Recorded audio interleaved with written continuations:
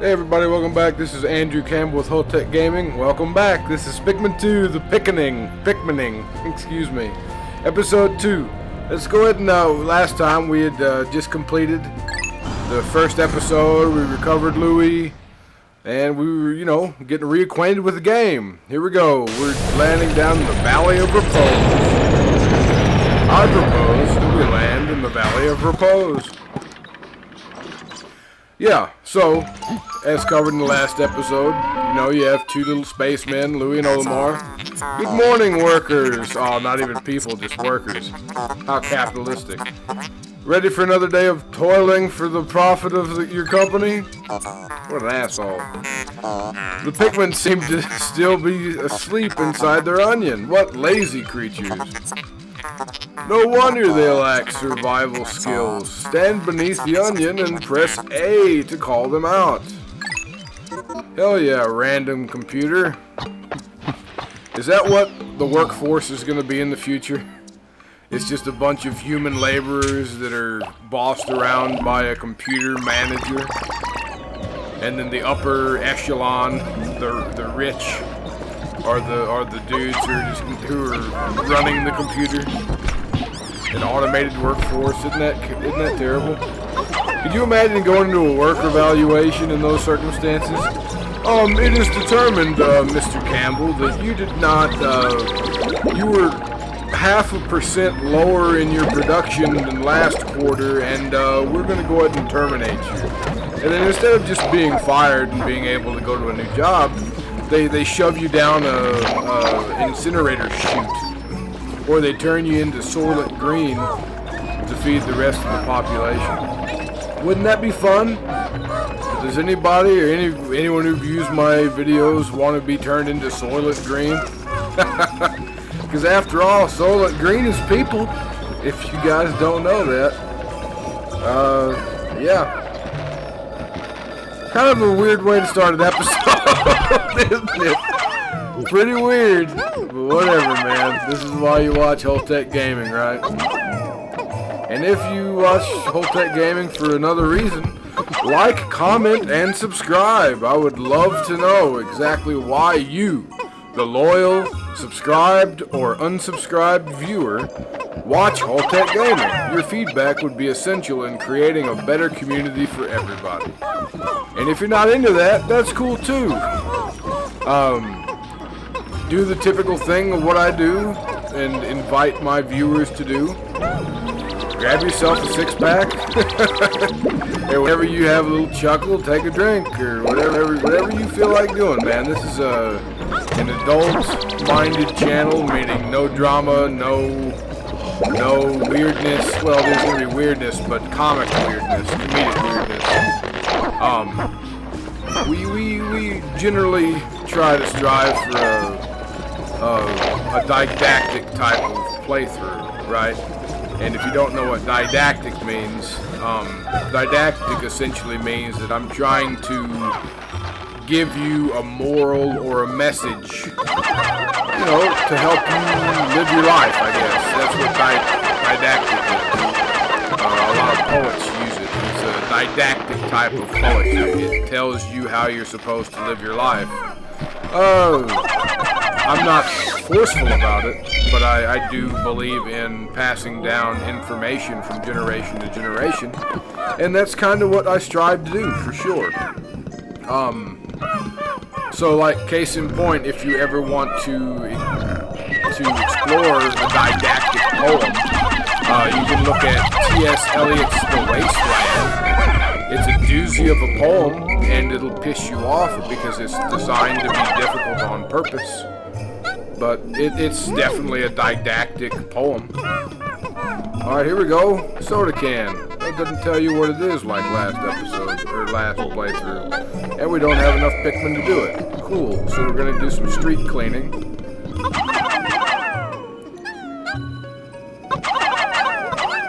And I like this too, because it throws the Pikmin a lot faster. And I'm super into that.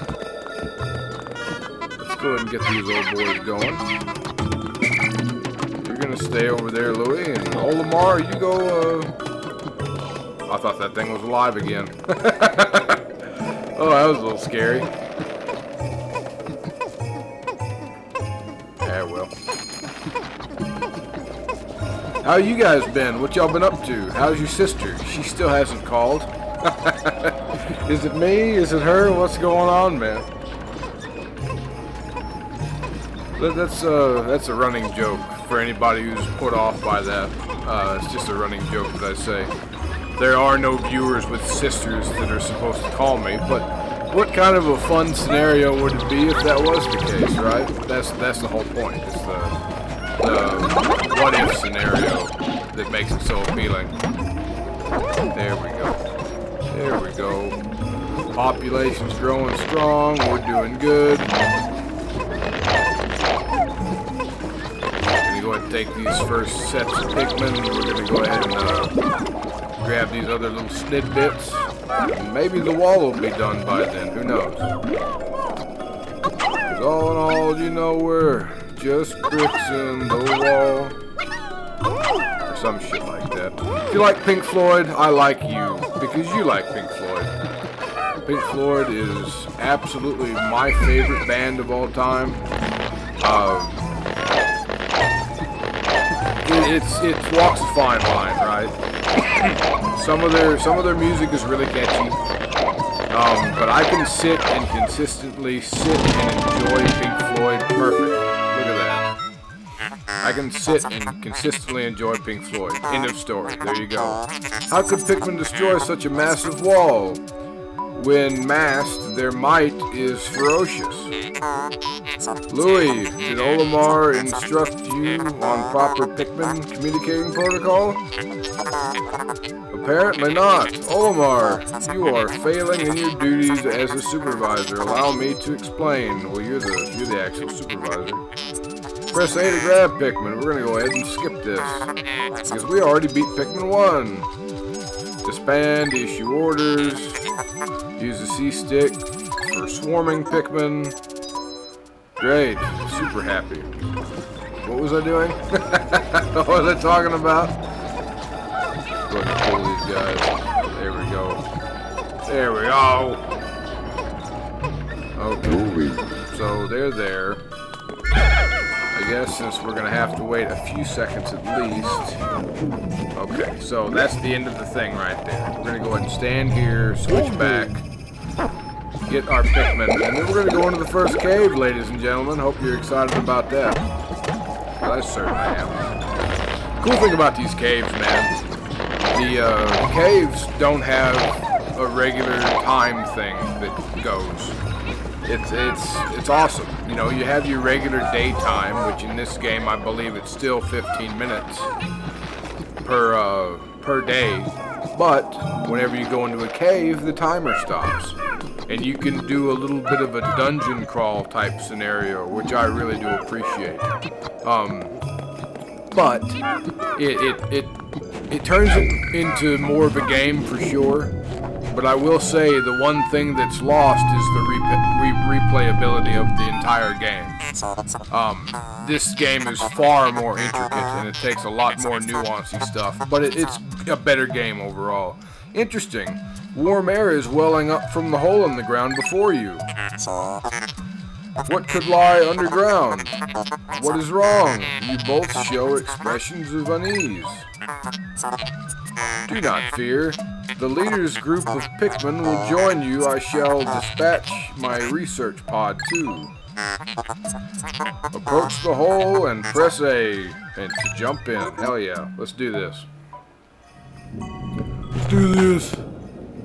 Cool. So as you see, the Emergence Cave is what it's called. And if you see the icons underneath the name, those are the hazards that are going to be in the cave. They're not lit up, so it's just a basic red Pikmin dungeon. There are treasures within the caves. You know, it's not too damn bad, man. I really do think that you guys are going to enjoy Pikmin 2 a little bit more than Pikmin 1. But the difference is that one day equaled one episode. We don't exactly know because we're already almost at 10 minutes.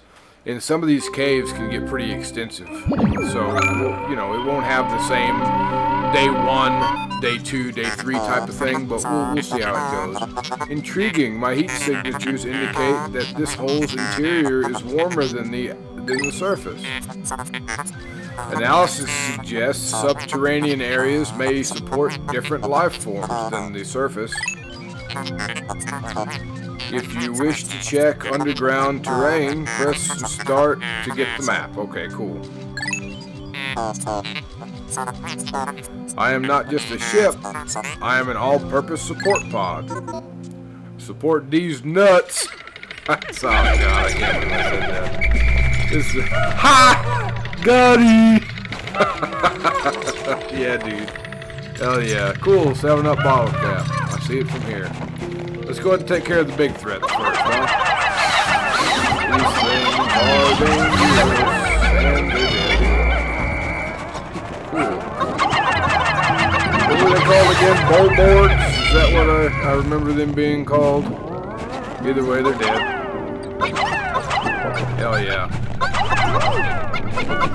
So, it's about to tell us, I'm just going to say it anyway. You can also, from the caves, turn in monster bodies. They are not worth much, really, compared to the treasures. But they're something, and, you know, it's cool. You can go ahead and just harvest everything, and the more monsters and the more things you put up this robot's butthole, the quicker the game ends. So, we'll see how it goes. He's about to explain right now.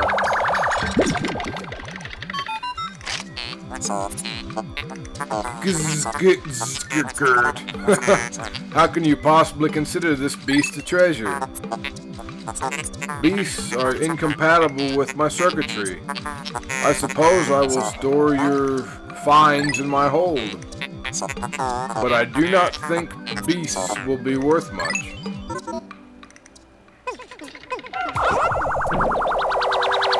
Right on cue, as soon as we start recording, there's Mr. Rooster.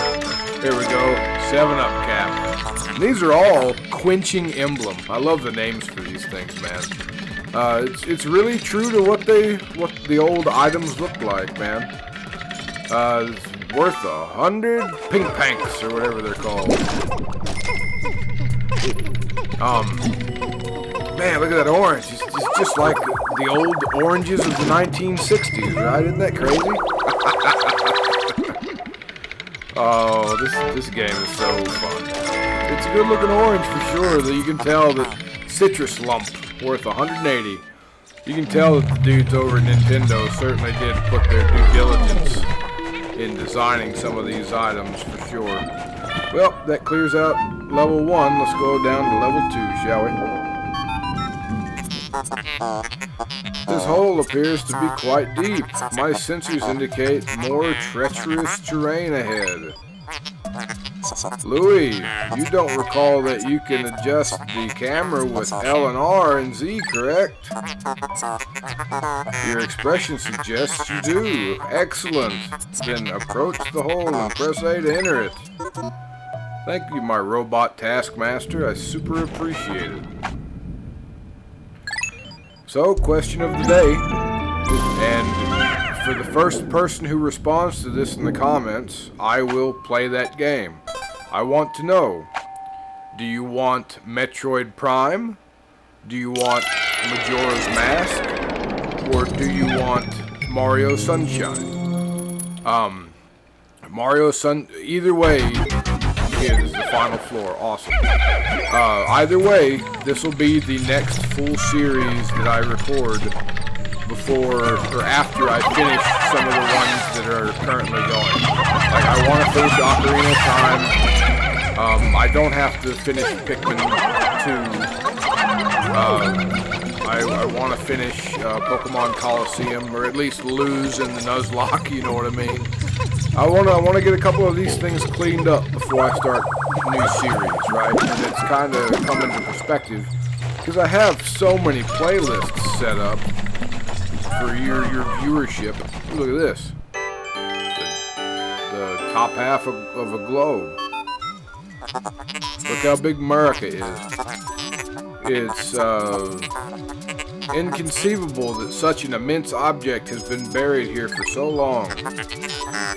This design on the outer shell resembles the surface of the planet, as seen from space. Perhaps this can be used for something other than salvage. Yeah, probably use it in the computer, right?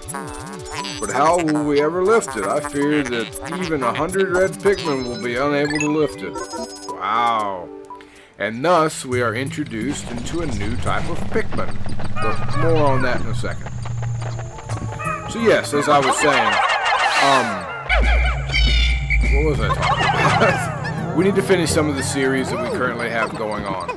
I have a lot of open series that aren't finished. I want them to be finished before I start something big. I'm all down for playing smaller games just to kind of fill in the gaps. They also give me a little bit of flexibility with doing some of the other things. Like Streets of Rage 2, whenever that was initially recorded, that was supposed to be because I didn't have time to have a full recording session like I do tonight. Point is, and thank you very much for bearing with me and listening to all this behind the scenes type stuff. I just want to provide you guys with the best possible product I can possibly give you, man, right? I mean, we're potentially, possibly Pikmining in the Pikmin-pocalypse posthumously. Astounding, a flower blooms in a cave deep beneath the snowy landscape. Clearly, it is warmer down here than above. Look, the Pikmin are restless. They look as if they yearn to be tossed into the flower. Weird. Yearn? You're gonna use the word yearn? That's a little weird. Yep, throw them in there. I think they give us five Pikmin.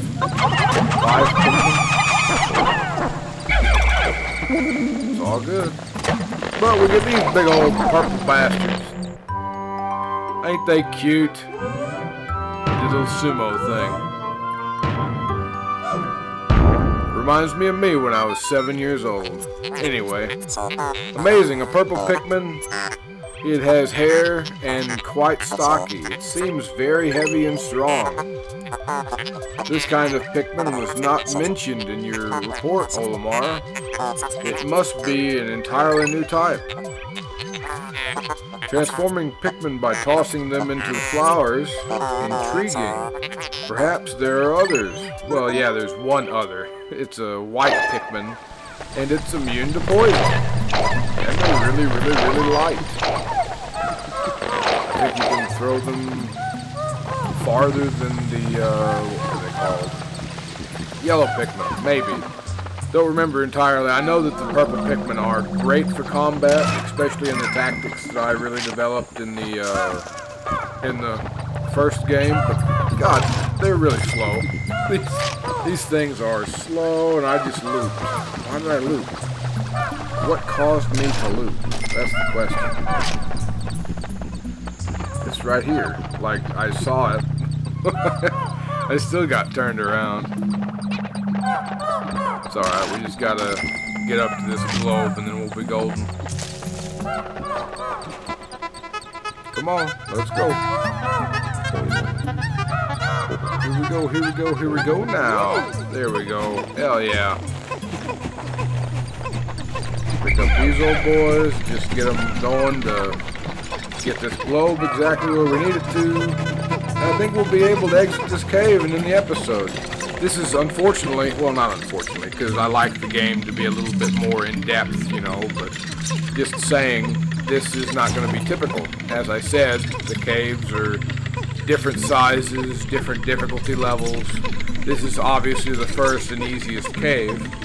So, strap yourselves in, boys and girls. We're going to have a good old time, let's just say that. Because I certainly am.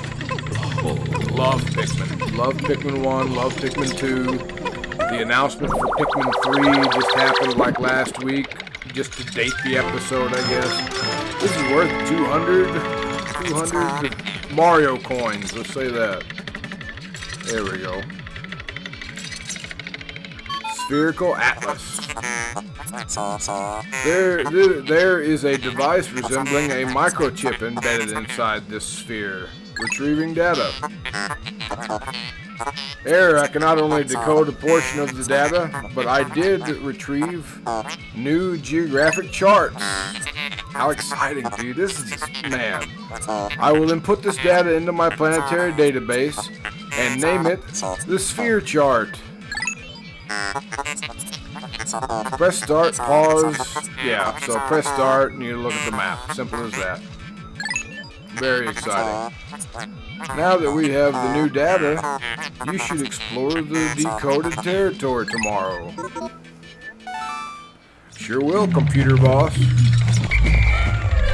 Alright, here we go. Now, we gotta run to that geyser and we'll be able to end the episode. I mean, I'm not gonna... Well... Now. We're gonna go ahead and slow walk so you guys don't have to run into another episode and watch me just baby these big old heavies all the way back. That was a, you know, I don't know if y'all have much football knowledge, but whenever I was playing high school football, middle school football, they'd call linemen big uglies. So I was known as a big ugly. And yeah, astoundingly so, yeah, I was big and ugly. Go figure. Astounding, water is shooting out of this geyser with incredible force. Sensors indicate it has enough power to launch you into the air. Approach it and press A to try. Let's do that. Here we go, into the wild blue yonder, grabbing our dicks and eating a cock. That's the Air Force theme song, isn't it? Oh, shit. I have no major hate to the Air Force, but goddamn, it's funny. Cave complete, and then we'll end the episode here. Thank you guys very much for watching. I'm Andrew Campbell with Holtec Gaming.